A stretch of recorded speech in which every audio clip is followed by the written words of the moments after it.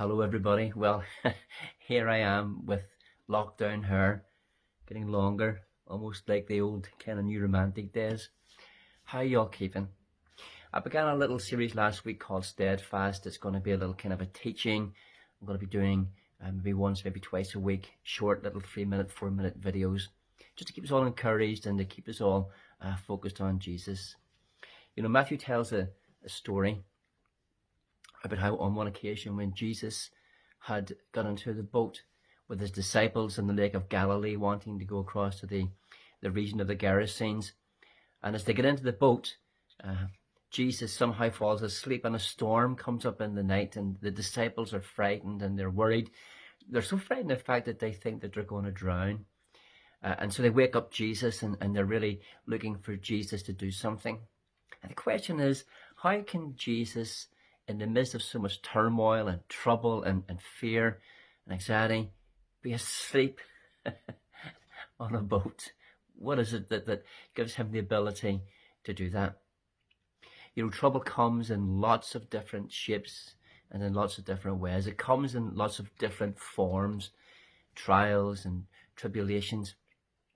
But according to Jesus and how Jesus behaves, and according to what Isaiah says in Isaiah chapter 26 and in verse 3, God will keep him in perfect peace whose mind is steadfast because he trusts in the Lord.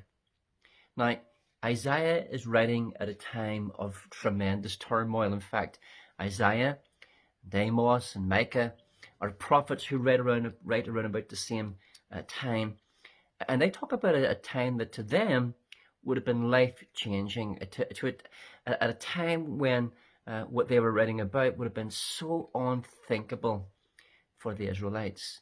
And that is that God was going to come and judge the nation of Judah. He had judged the nation of Israel, and Micah and Amos write about that, particularly Amos. But he is going to come and judge the nation of Judah as well. The place where God puts his presence, the city of Jerusalem, the temple, the land, the inheritance, everything is going to go. Everything is going to be in a state of flux and turmoil. And we're living in unprecedented times, not just in terms of turmoil from the fear of illness and the virus and potential death and what that might mean, but also for what we're going to emerge out of, the world that we're going to come out into in a post-COVID-19 environment. What is that going to look like? For many, many people, it's going to mean the loss of employment. For many, many people, these are going to be uncertain and troubled times. And we have to be real and face those facts. And yet, in the midst of all of this, there's this tremendous presence written by Isaiah, around about BC, 600, 700 BC, that comes right away down into the New Testament, as we'll see in a couple of seconds' time, that we can have peace in the midst of all of this trouble and trial. This is a promise for us. It's a promise for our times. And we're going to look at what the promise is. But the promise is dependent. It's dependent on a quality, and the quality is steadfastness. That's why I've called this series Steadfast. But the quality itself is dependent on what the quality is based upon. And the prophet Isaiah says, you will keep him at peace whose mind is steadfast. Why? Because he trusts in you. It's a thinking process and it's a trusting process. Solomon wrote a long time before the prophet Isaiah, trust in the Lord with all your heart and lean not on your own understanding. In all of your ways acknowledge him and he will make your path straight.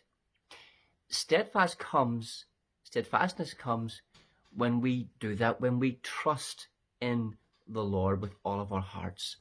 And when we trust in the Lord with all of our hearts, that produces an unshakable confidence that no matter what we are facing, it's going to be well. In fact, not only in our immediate circumstances will it be well, not only in the outcome of our future circumstances will it be well, but actually in the outcome of our eternal circumstances. Why? Because God is a God who is good. and God can only do good towards his people.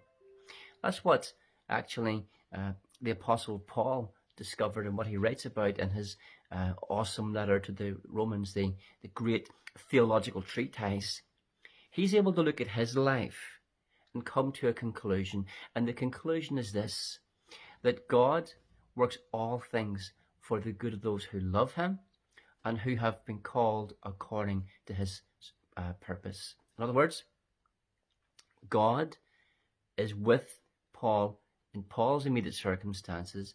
God is with Paul working out the outcome of his long-term future circumstances and is working everything to the good for his eternal future, his eternal circumstances. That's, by the way, what Jesus knows in the boat. It's what Isaiah knows, even with the threat, as Amos describes it, of the dark day of the Lord. That's why Jesus can be asleep in the boat, Isaiah can be in peace in a time of turmoil, and why we can have peace in these troubled times. No matter what's going to happen in the immediate circumstances of lockdown, no matter how that's going to look as we emerge out of lockdown, and more importantly, no matter how that looks for our future eternal destination, God is a good God. He is in control. He's working all things out to the good of those who love him and who are called according to his purpose, so that you can know today that he will keep you in perfect peace if your mind is steadfast, because you trust in the Lord. We're going to unpack all of that. We're going to look at what peace means. We're going to explore this idea of steadfastness. We're going to build in some principles of how you can be steadfast and how you can have perfect peace. Isaiah doesn't just promise peace, but perfect peace in the midst of your circumstances. Why don't you go ahead and memorize that verse and think about that verse and recite that verse and speak that verse out, because you know that verse is a promise for your life right now in this moment as we live in this lockdown moment and as we emerge into this phased out new life moment that we will emerge into, this new world that we're going to emerge into, and goodness knows when that's going to be.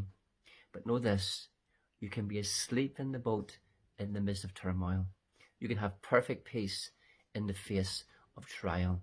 You can stand firm in the midst of tribulation because you trust in the Lord, your rock. God bless you.